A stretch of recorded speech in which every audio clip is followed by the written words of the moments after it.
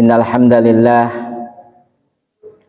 nahmaduhu wa nasta'inuhu wa nastaghfiruh wa na'udzu billahi min syururi anfusina wa min sayyiati a'malina. May yahdihillah fala mudhillalah wa may yudlil fala hadiyalah. Asyhadu an la ilaha illallah wahdahu la syarikalah wa asyhadu anna Muhammadan abduhu wa rasuluh la nabiyya ba'da. Allahumma shalli wa sallim ala Muhammadin wa ala alihi wa sahbihi ajma'in wa ba'da. Fa ya ibadallah usikum nafsi bitaqwallah faqad fazal muttaqun. Kaum muslimin rahimani wa rahimakumullah, pada kesempatan yang sangat mulia ini alhamdulillah kita masih diberi kesempatan oleh Allah untuk mengkaji tentang syariah agamanya, yaitu al-Islam, yang Allah perintahkan kepada nabinya untuk dijelaskan kepada umat manusia supaya mengerti tentang bagaimana agama Allah itu sebenarnya. Dan pada kesempatan malam hari ini kita masih menyambung lagi kajian kita pada bab al-musaqah. Al-musaqah, ta'rifuha, pengertian daripada al-musaqah, hiya daf'u syajarin ma'lumin lima yakumu bimasalih bijuz'in ma'lumin min thamarihi kan nisbi wa nahwihi. Jadi musaqah itu adalah memberikan pohon atau tanaman syajarin yang telah dimaklumi atau ditentukan, misalnya pohon kurma atau pohon karet atau pohon sawit yang punya pohon nih, atau pohon mangga dan lain-lain sebagainya sepertinya itu. Bimasolihihi, supaya bisa bermanfaat. Jadi diberikan kepada orang lain untuk mengurus pohon yang dia miliki, supaya bisa menghasilkan, bisa menjadikan maslahah, baik yang punya pohon dengan yang orang diserahi untuk mengurus pohon tersebut. Bijuz'in ma'lumin min thamarihi, yaitu dengan imbalan yang sesuai, maklum. Apa itu? Baik dari bagi hasil buahnya, min samarihi, seperti setengah buahnya kalau menghasilkan untuk dia, setengahnya untuk yang mempunyai pohon, atau sebangsanya sesuai dengan kriteria daripada perjanjian antara yang mempunyai pohon dan diserahi untuk mengurusi pohonnya. Ya. Jadi itu, ya, itu yang dikatakan dengan al-musaqah dalam ta'rifnya. Artinya kalau kita mempunyai perkebunan tapi kita tidak sempat ngurus, maka kita cari orang untuk mengurus perkebunan kita itu. Ya. Bagaimana imbalannya? Imbalannya adalah bagi hasil. Misalnya dari hasilnya itu setengah untuk yang punya kebun dan setengah untuk yang memiliki, yang diserahkan untuk mengurusi kebun. Ya, jadi inilah yang dikatakan dengan al-musaqah. Ya, al-musaqah dalam ta'rifnya. Masru'iyatuha, kenapa al-musaqah itu disyariatkan di dalam agama kita? Artinya memang Allah sudah mengizinkan boleh dilakukan dalam beramal tentang al-musaqah. Karena ada beberapa hal. Pertama kali dalil dari Ibnu Umar. Ini Ibnu Umar. Anna Rasulullah sallallahu alaihi wasallam amala ahla Khaybar. Sesungguhnya kata Ibnu Umar, Rasulullah sallallahu alaihi wasallam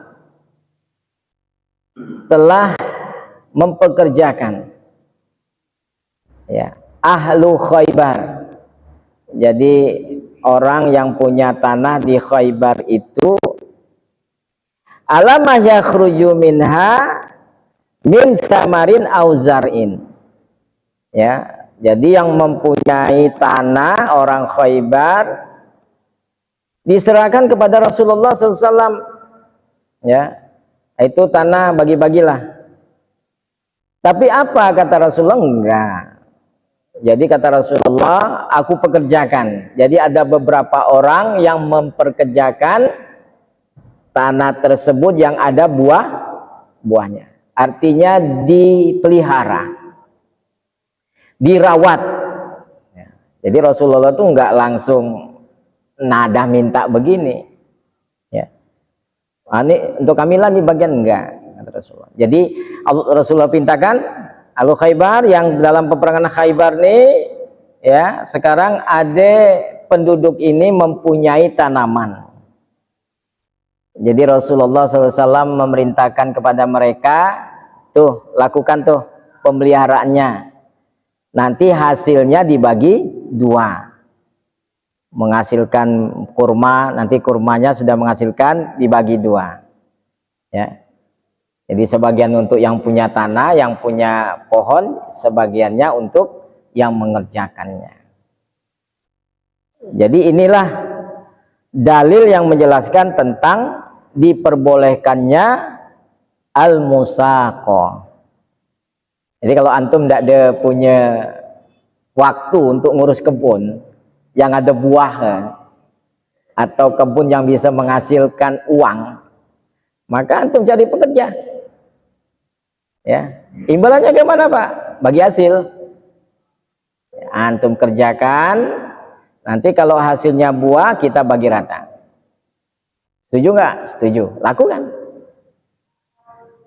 Ada biasanya di daerah kita ini biasanya karet. Ya, dia punya batang karet tapi tidak mampu untuk menyadapnya. Dia cari orang. Aku punya batang karet nih, ada 1000 batang, tapi aku tidak sanggup untuk menyadapnya, tidak punya waktu.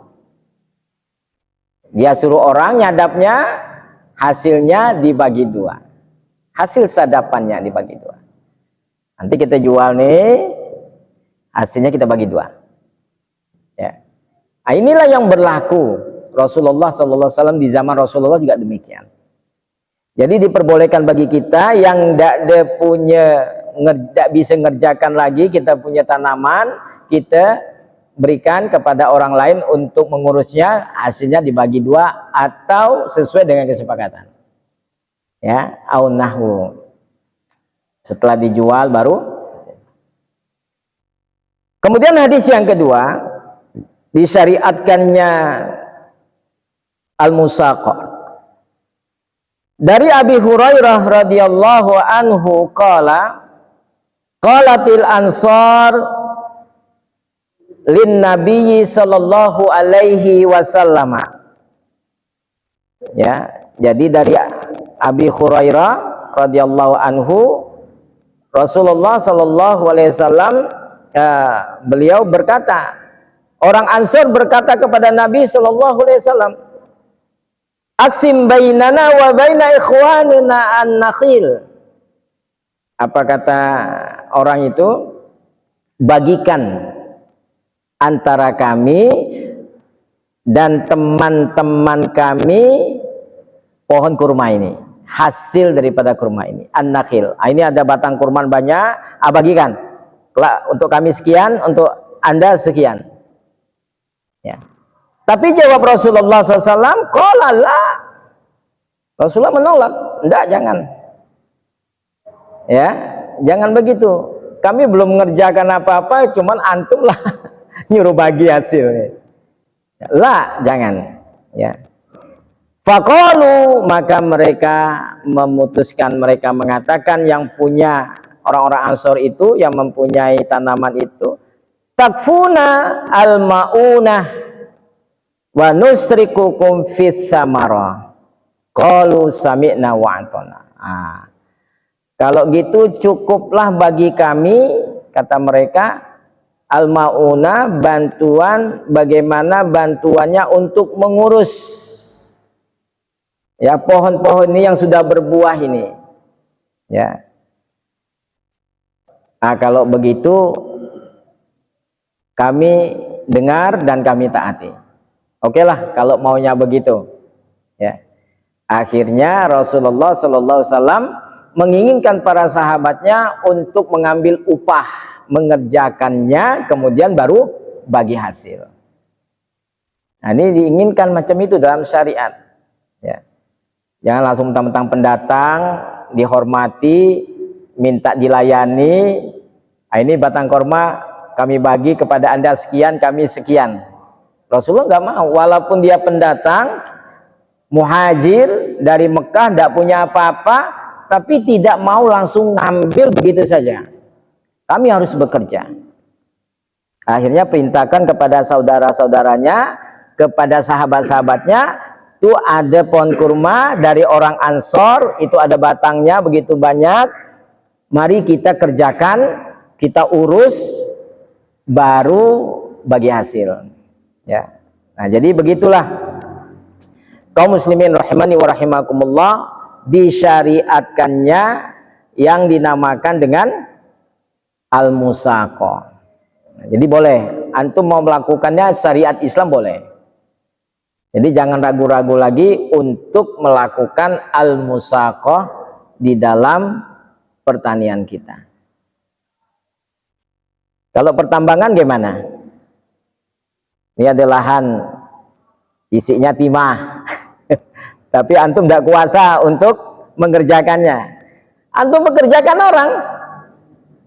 Ya.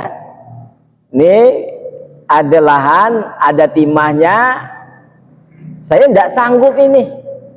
Tapi kalau antum mau, antum garap ini, maka hasilnya kita bagi dua. Bisa nggak? Bisa. Ya. Bisa. Cuman dengan syarat jangan mengotori lingkungan. Nah, itu saja. Ya, reboisasi apa segala macam. Ya. Nah, kaum muslimin rahimani wa rahimakumullah. Kemudian ada lagi bab tentang ihya'ul mawad. Apa itu ihya'ul mawad? Kalau kita pernah dengar kitab Ihya'u Ulumuddin. Nah, itu ada kitab karangan Imam Ghazali itu. Ihya Ulumuddin, menghidupkan ilmu-ilmu agama. Sedangkan ini adalah Ihya'ul Mawad. Apa Ihya'ul Mawad? Nah, hilang pula dia. Ini mungkin apa sinyalnya ini kayaknya. Coba kita tes dulu sinyalnya.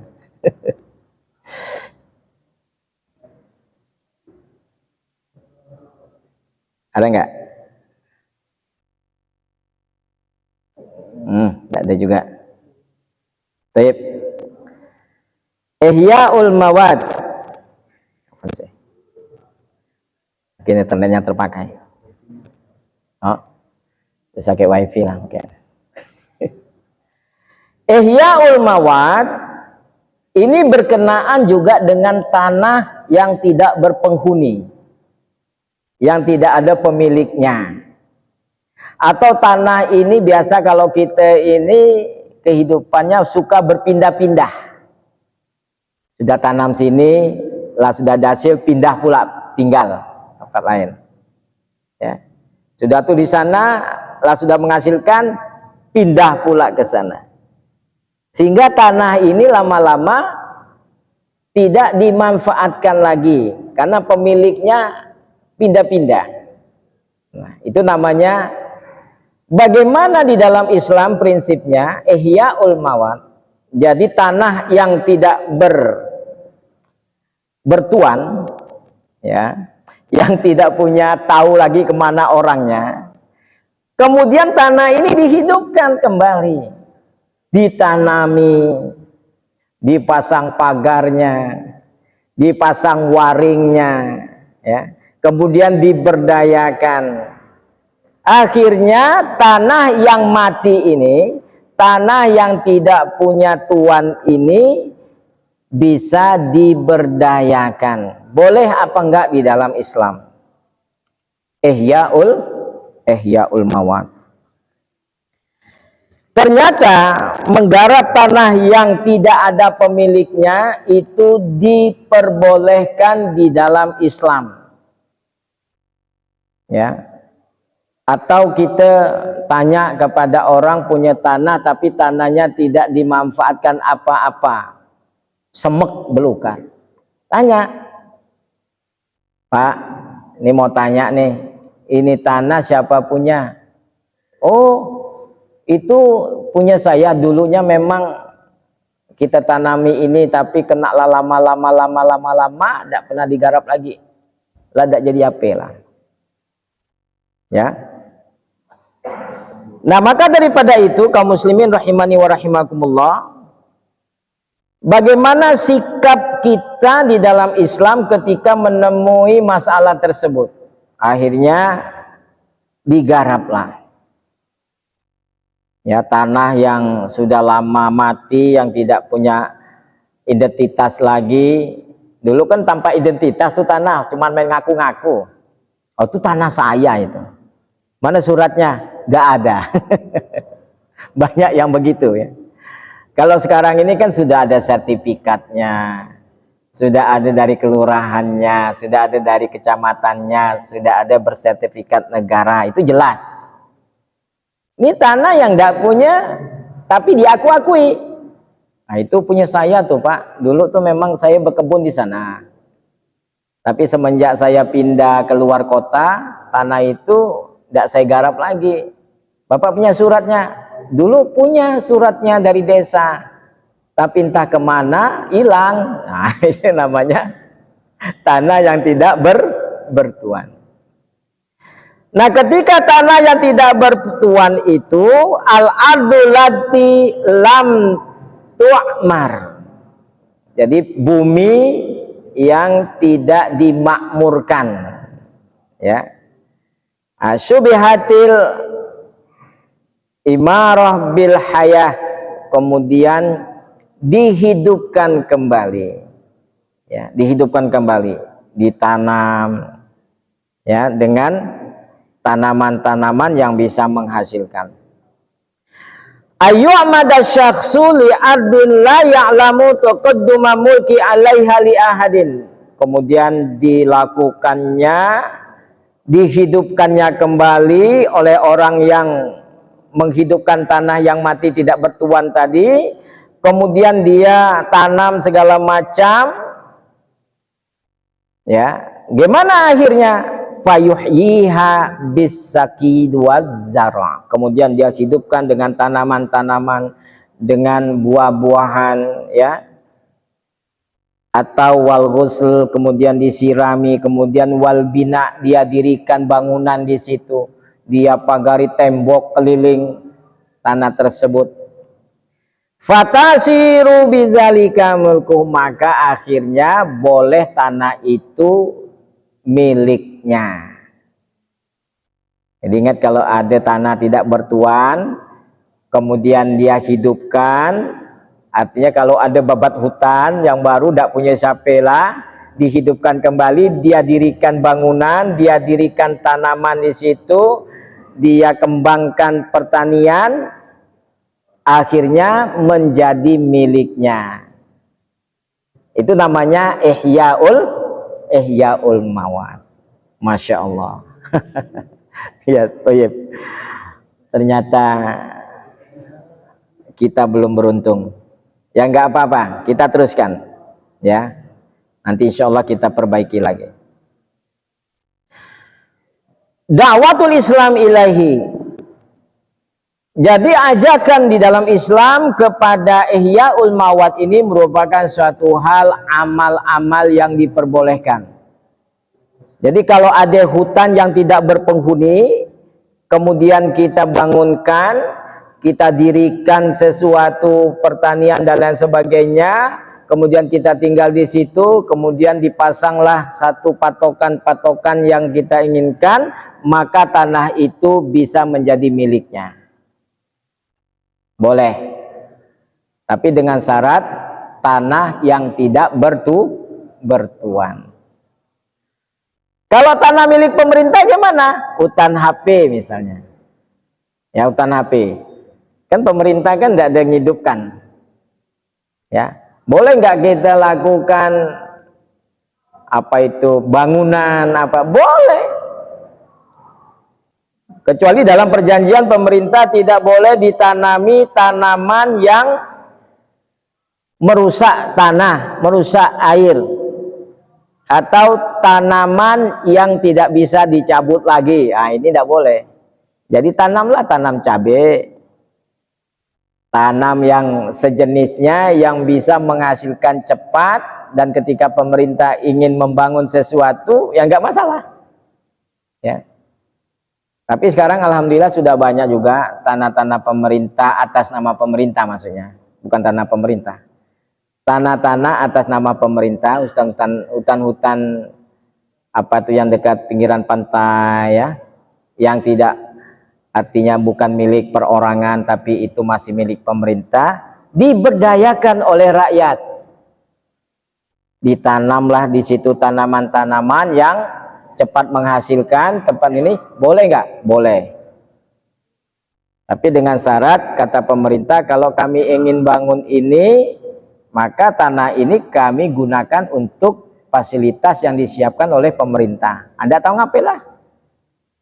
Tapi tidak bisa jadi milik hak, kecuali lama-kelamaan duit fungsi ada fungsinya, akhirnya dialihkan. Hutan yang dulunya milik pemerintah diberikan kepada masyarakat, dimiliki oleh masyarakat yang menempatnya, kemudian dia pindah ke tempat yang lain.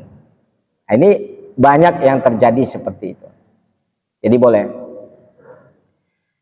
Jadi dakwah kepada Islam, mengajak Islam kepada Ihya'ul Mawat ini sesuai dengan perintah Nabi Shallallahu Alaihi Wasallam dari Aisyah radhiyallahu anha.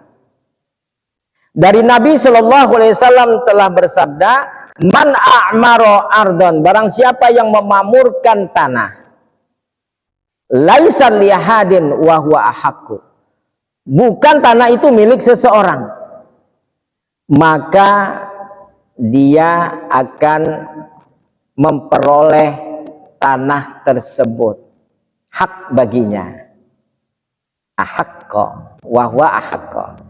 Jadi kalau ada suatu tanah yang tidak dipunyai siapapun, kemudian dia bangun sesuatu, dia tumbuhkan, dia hidupkan pertanian dan sebagainya, maka tanah itu miliknya.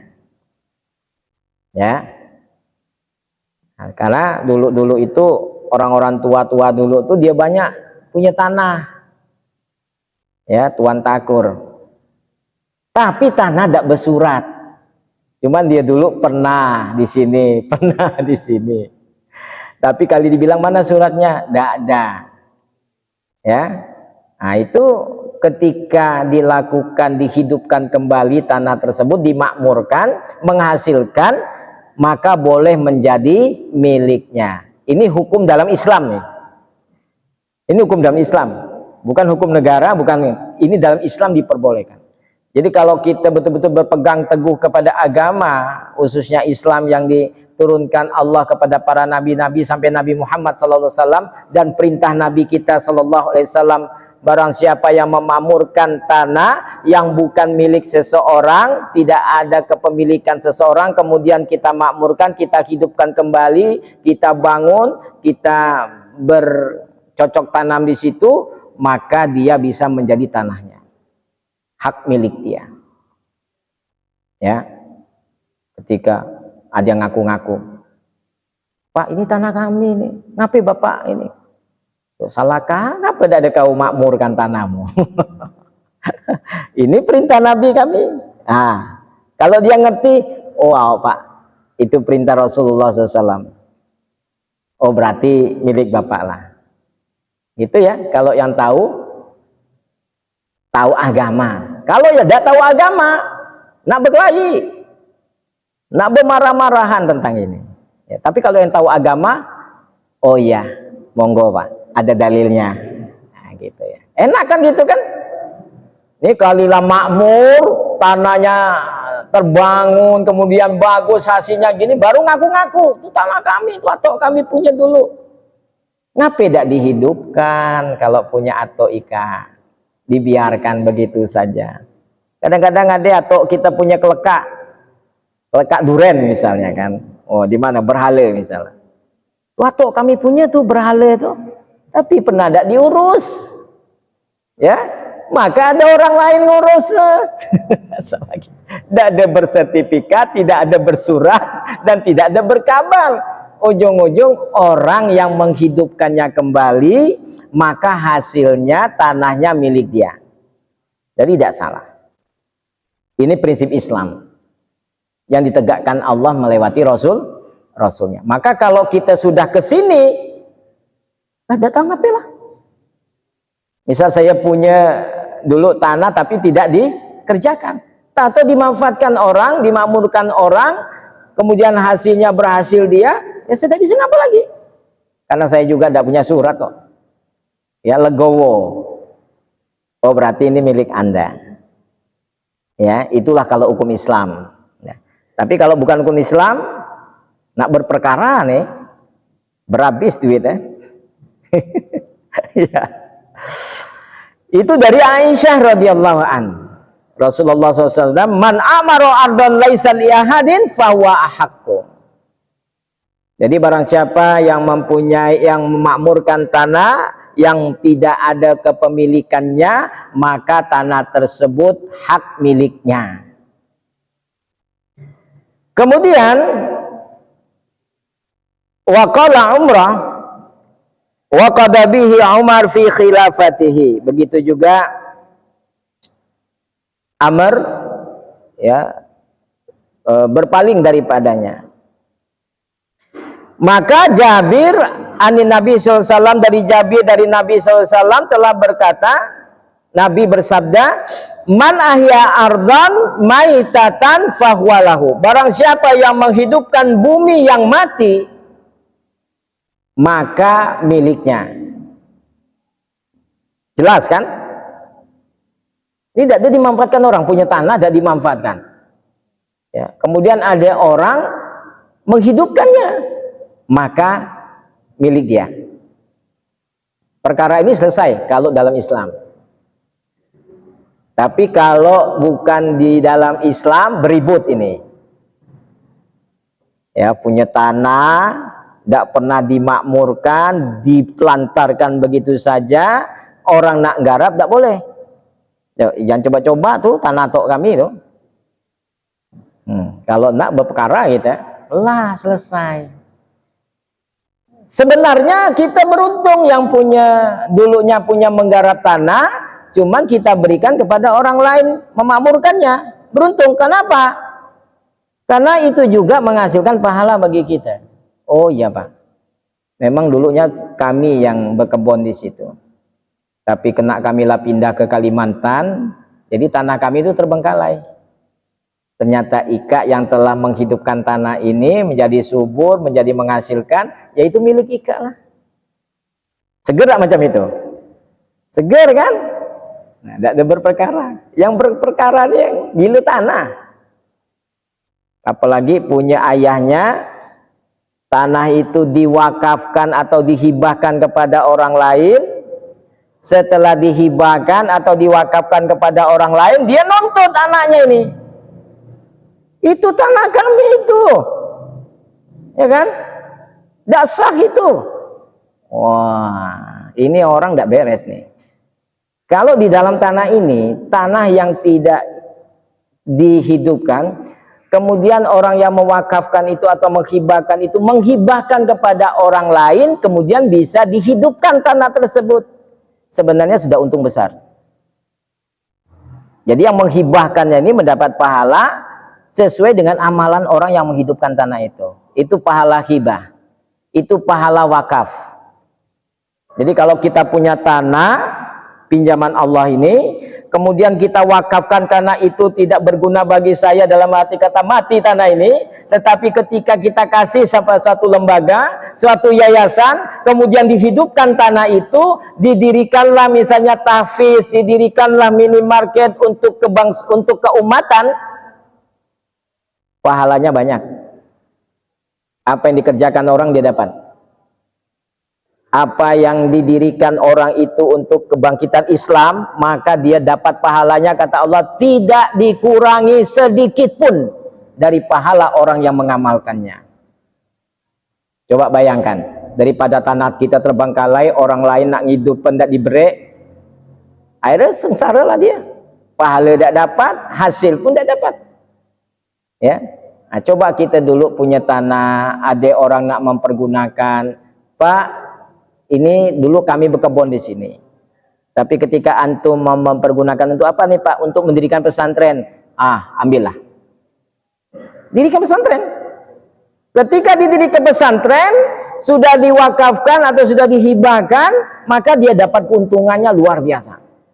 Ketika orang mengolah pesantren itu dengan baik, menghasilkan pahala, orang berbuat baik di tanah tersebut, maka ganjaran hasilnya dia dapat terus mengalir tanpa dikurangi sedikit pun apa yang diamalkan orang itu. Inilah penting ihyaul mawat. Ya, inilah pentingnya menghidupkan bumi Allah yang tidak bermanfaat menjadi manfaat.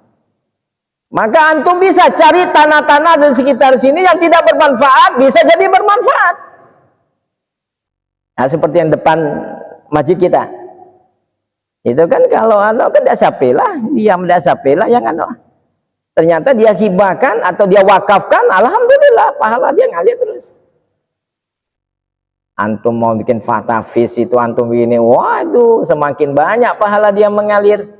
Sampai di kuburnya juga pahalanya ngalir terus walaupun sudah meninggal dunia. Coba tanah itu tidak dijadi apa? Seharusnya kan ketimpa tanah nanti deh. Ya ini bukan menakut-nakuti, tetapi sekedar mengingatkan bahwa kita ini bakal mati. Kalau bakal mati berarti kita sudah siap untuk mencari pahala yang sebesar-besarnya. Ada di antara kita, malas ngaji. Antum kalau malas ngaji, pahala kapan ngalir? Yang ngaji saja kadang-kadang tidak ngalir pahalanya. Mungkin tidur dia dalam pengajian. Kadang-kadang ngayal kemana-mana, kan? Apalagi tidak ngaji. Coba bayangkan. Coba kalau yang mau belajar agama Allah tuh banyak. Allah pun akan beri ganjarannya itu berlipat-lipat. Ini kalau sudah tidak mau belajar agama, selesai kita. Selesai. Ya. Agama Allah saja tidak mau dipelajari, tidak mau didengar. Ketika kita ajarkan masalah tafsir Al-Quran, masalah hadis Nabi SAW menjelaskan tentang ihyaul mawat, tentang musaqah, tentang ijarah, tidak mau belajar. Setelah mendapat masalah baru tanya, Ustadz, ini ada masalah begini, ngapa antum tidak belajar? Kali ada masalah baru sibuk nanya Ustadz. Ya, kalilah berperkara ke polisi baru sibuk nanya Ustadz. Cuman Ustadz, kalau menurut Islam macam ini, kalau menurut pemerintah lain lagi. Gitu ya. Wa anhu aidan an Nabi sallallahu alaihi wasallam, kemudian dari Jabir juga dari Nabi sallallahu alaihi wasallam qala man akhata haitan ala ardin fahuwa lahu, barang siapa yang mendirikan bangunan, misalnya tembok ditemboki oleh dia, ini tanaman tidak punya siapalah, dia dirikan pagar, dia hidupkan kembali tanah tersebut, maka kata Rasulullah fahuwalahu, itu miliknya. Ya. Jadi kalau tanah ini sebenarnya kita ini banyak tanah, banyak juga yang mempunyai itu tanah saya, ini sertifikatnya, tapi tidak dimanfaatkan. Coba kalau dimanfaatkan, Kalau dia tidak bisa memanfaatkan, kasih orang lain supaya bisa memanfaat, berarti dia bisa membantu orang lain. Dia nak berkebun, orang ini nak berkebun, tidak punya tanah. Yang kita punya tanah tapi tidak berkebun. Nah, gimana caranya? Hibahkan, kasih sama dia. Pak, saya punya tanah, ada 30 hektar. Kalau Bapak nak gunakan 1 hektar, ambillah. Nak 2 hektar, pergunakanlah. Nah, dia dapat tuh pahala besar tuh. Daripada 30 hektar tidak dijadi apalah. Akhirnya dia mendapat pahala dari hibahnya tadi. Ini ku hibahkan 2 hektar untukmu, kau hidupkan supaya anak istrimu hidup. Bekerjalah kau di situ. Bekerja dia. Kita bisa menghidupkan orang. Dulu dia tidak punya kerjaan, akhirnya punya kerjaan. Dulu tidak punya tanah, kita hibahkan tanah Allah ini untukmu. Apa yang kita dapat? Pahala. Nabung pahala itu susah. Kalau antum nak beramal sholat, kadang-kadang malas sholat. Antum nak berpuasa sunnah aja, kadang-kadang malas berpuasa sunnah. Bagaimana caranya? Ihyaul mawat. Jadi inilah perkara-perkara di dalam Islam. Islam mengajak, Allah menyuruh kita untuk bagaimana Islam itu menghidupkan tanah-tanah yang sudah mati, yang tidak punya pemiliknya. Kalau kita memiliki tanah tapi kita malas ngurusnya, lebih baik kita serahkan kepada badan-badan yang bisa menghasilkan padanya pahala. Ya. Nah, itulah. Itu namanya ihyaul mawat. Kemudian bab yang selanjutnya, bab baru. Tadi masih berkenaan tentang bab kita tentang apa itu namanya perkebunan-perkebunan, ya. Jadi di situ ada apa itu al-muzaroah. Itu kan muzaroah, bagian-bagiannya ini ada dipekerjakan, ada tanah itu dimanfaatkan, yang tidak tanahnya tidak bermanfaat diberikan kepada orang supaya bermanfaat. Itu mempunyai amalan-amalan di dalam Islam yang diperbolehkan dan diutamakan. Kita bisa membantu orang-orang lain. Jangan kita menjadi tuan takur, punya tanah banyak tapi tidak menghasilkan pahala. Kebanyakan gitu kan? Kebanyakan kita punya tanah juga, kita hidupkan sendiri, orang lain di sekitarnya nggak mendapat apapun dari usaha kita. Apalagi masalah zakat. Setelah berusaha, kita punya tanah beratus hektar, setahun pas dihitung-hitung sudah lebih daripada zakatnya, tidak dikeluarkan zakatnya, kan? Padahal kalau dihitung di bank duitnya belampar. Tapi ketika Allah memerintahkan keluarkan zakat setelah 1 haul, 1 tahun hijriah, kemudian dihitung-hitung sudah lewat daripada nisabnya, nggak mau mengeluarkan zakatnya, nanti akan dikalungkan di lehernya itu tanah-tanah tersebut di api neraka. Kalau tidak percaya, kelak lah. Susah kita ngomong sekarang. Kalau tidak percaya, ya. Kalau tidak percaya, coba nanti benar pada, ya, kata Nabi Shallallahu Alaihi Wasallam dan Allah dalam firman-Nya. Ini kalau sudah dalam firman-Nya jangan ragu-ragu lah. Kita nih kadang-kadang banyak tidak yakin dengan Al-Quran sendiri.